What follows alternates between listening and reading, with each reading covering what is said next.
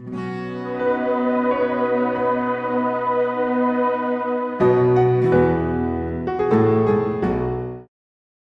we have a question from this mic here? Sure. I just first like to say thank you for coming here. And my name is Puya. So I'm a student drama. And I come from Iran, not Iraq. Iran, the old name Persia. So I come from a religious family. My family are Muslim. But I born as a Muslim. But I didn't want to born as a Muslim because, so as a family I born. But still I haven't accepted Islam because of some certain points. My main question was about the time, like Asian time, back to the 1,000 years ago, when the time the Islam come to my country and we became a Muslim. So as I read in the history and those kind of stuff, I found it out that the Arab countries, so they attacked my country and they invade my country and they brought Islam by force without my king accepted. So Persia was the old country and it was the most civilized country from the ancient time until now. We believe a real God, we were worshipping a real God, and our religion was Zartosh.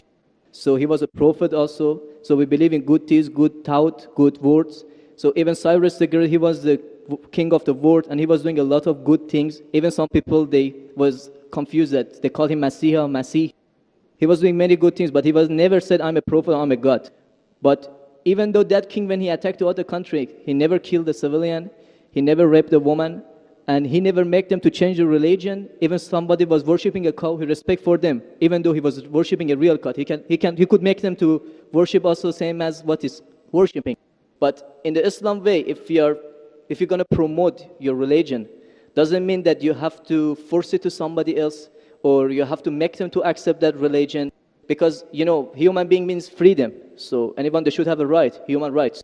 So maybe those people, they didn't want that religion. So why they have to attack and, to bring it by force? That was the main question that made my heart a bit, to make me to my belief go down.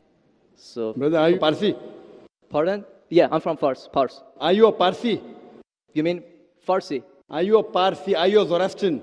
No, I'm not following any religion. You don't belong to any religion. I don't believe. But you said your parents were? My parents are Muslim, but because of this confusion and stuff, I never try to follow the religion. I just believe in real God and doing the good things. So you believe in real God and good things. What are the good things? Where do you get the good things from?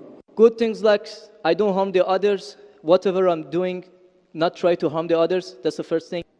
As much as you can do the good things, even helping the others, and believe in the real God, not worshipping a stone or leaf or whatever. And I believe God is single. But I didn't. So you have your own philosophy. So you want to bring a new religion.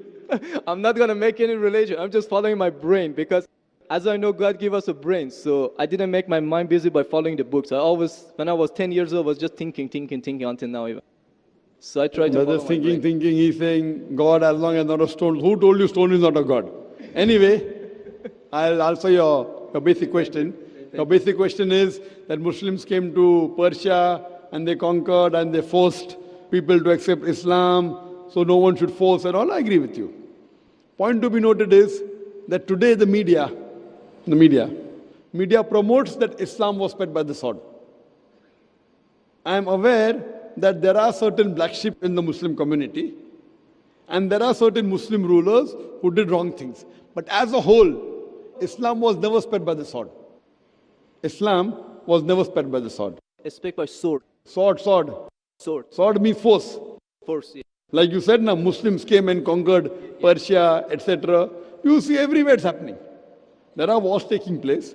But in Islam, it's clearly mentioned in Surah Baqarah, chapter 2, verse number 256. La ikraha fid deen. There's no compulsion in religion. Truth stands out clear from error.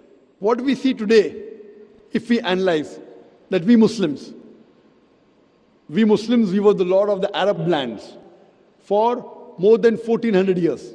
For the past 1400 years, the Muslims were the lord of the Arab lands. For a few years, the Britishers came. For a few years, the French came. But overall, the Muslims were the rulers of the Arab land. Yet today, there are more than 9 million Christians who are Coptic Christians. That means they're Christians since generation. If the Muslims wanted, they could have forced each and every non-Muslim to accept Islam at the point of the sword in the Arab land. These more than 9 million Coptic Christians, they are giving Shahada. They are bearing witness that Islam was spread by the sword. We Muslims, we ruled India for more than 1,000 years.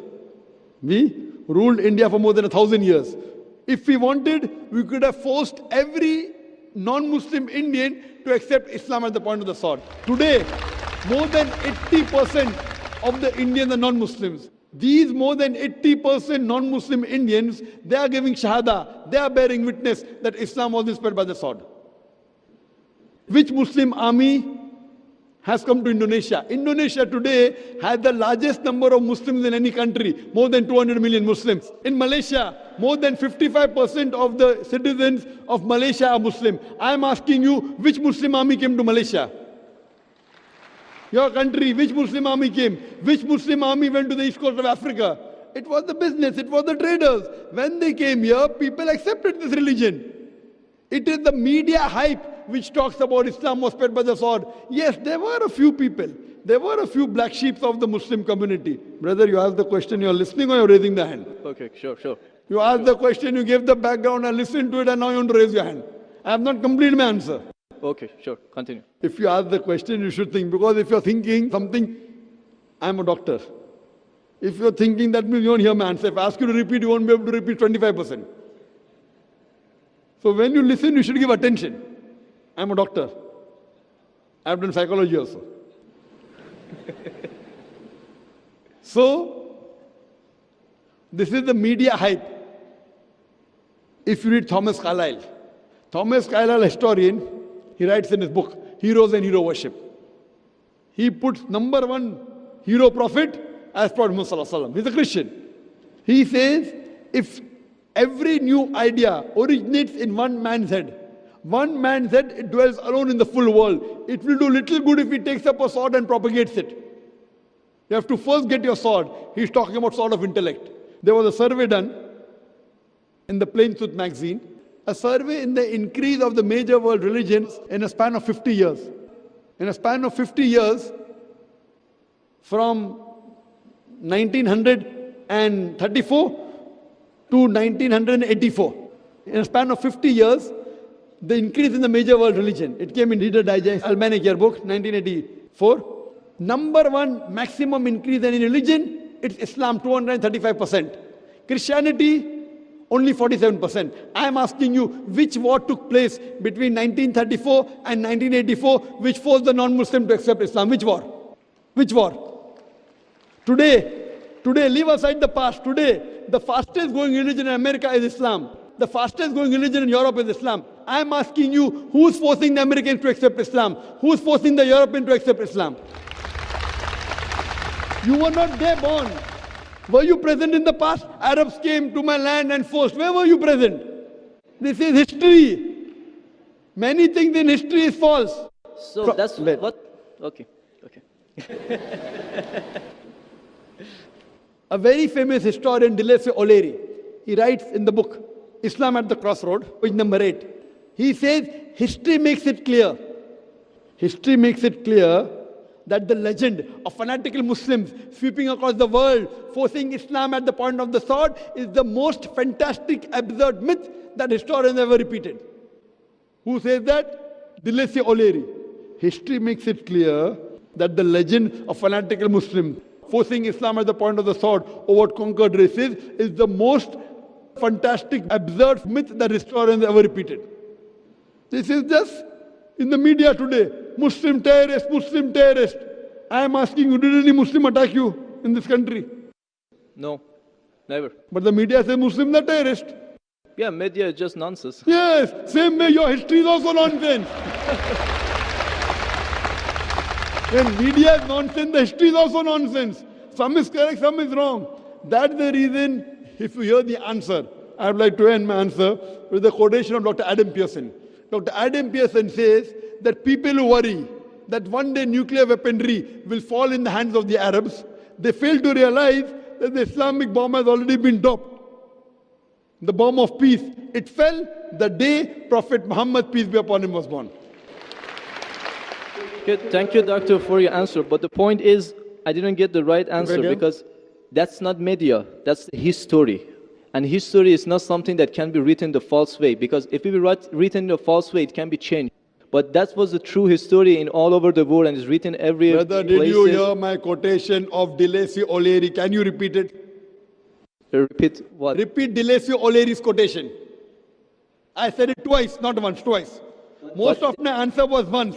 I said twice. Now repeat it. Repeatedly 50%. So what's the point of repeating that word? I want to know whether it went into your head or not. No, because that's what is in my head that is a history first thing. I am asking you, can you repeat the statement, the answer which I gave earlier? If you cannot repeat, that means it's useless me repeating the answer.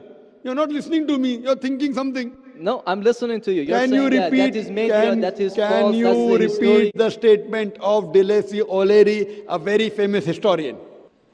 No, I can. I'm saying it for third time. Listen to it and go behind the queue. Deleuze O'Leary says that history makes it clear the legend of fanatical Muslims forcing Islam at the point of the sword over conquered races is the most fantastic, absurd myth that historians have ever repeated. Deleuze O'Leary says history has been telling falsehood, and you're saying history, I believe in history. Deleuze O'Leary is saying that what history says that Muslims are forcing Islam at the point of the sword is the most fantastic myth that historians have repeated. So you have got influenced by the myth. So now think it's a myth and forget it and believe in the fact. The fact is you read the Quran, and inshallah I want you to revert to Islam. Revert back to the religion of your parents, inshallah. Okay. Okay, thank you. Thank you. In the unseen, and the unseen we only know through the Quran and the Sunnah. No person can know the unseen in its entirety except through the Quran and Sunnah. And we have Allah subhanahu wa ta'ala who has been very merciful to us to tell us what is happening in the unseen. Belief in the unseen is a very fundamental characteristic of a Muslim. And that's why at the very beginning of the Quran, in Surah Al-Baqarah, just after the opening Surah Al-Fatiha, the opening chapter, Allah subhanahu wa ta'ala describes the successful people.